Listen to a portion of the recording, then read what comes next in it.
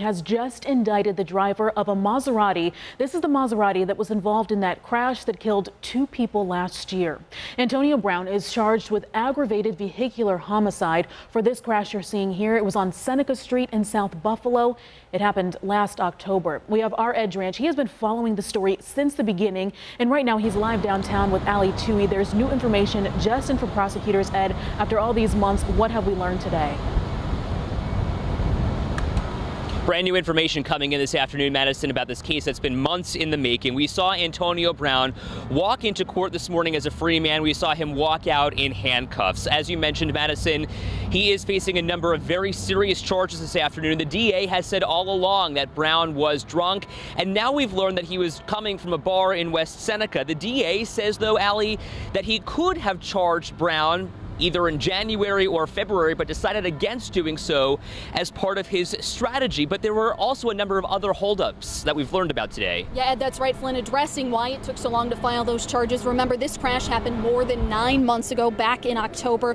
COVID-19 delays aside, Flynn says it stemmed from the complexity of the crash scene. When the police arrived at the scene, one, it was pouring rain.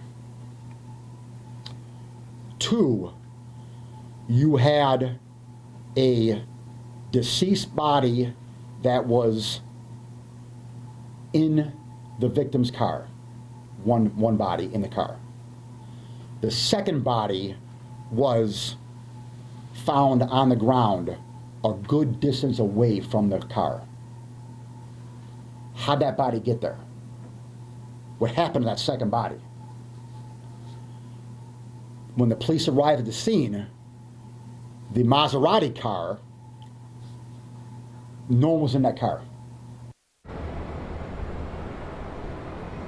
Flynn says Brown was waiting on the front porch of a nearby home, and there was initial confusion about who was actually driving that Maserati. So Flynn says he did have to collect evidence that put Brown in the driver's seat. I did ask Flynn whether Brown made any admissions or whether he has been cooperative, but the DA declining to say if Brown made any of those admissions. He is charged with aggravated vehicular homicide, vehicular manslaughter, and 2 counts of second-degree manslaughter. Bail was set at $50,000 cash bail. No word on whether he posted. We did try to talk to his attorney after that arraignment. He declined to comment. There was no future court date set. If convicted, though, Brown does face 25 years in prison. And that's the maximum sentence here. They can't get any more time stacked on top of that, despite the other charges that he could potentially be convicted of. We also did ask the DA about what his BAC is, because we want to know how high above the legal limit he actually was, or if he was above the legal limit. According to the DA, he said that he just was drunk, and he would not get into the actual results of what the toxicology report said.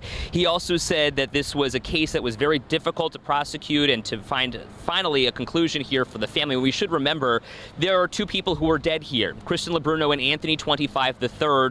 We learned today that they were cousins and that they, of course, will be the forefront of this case.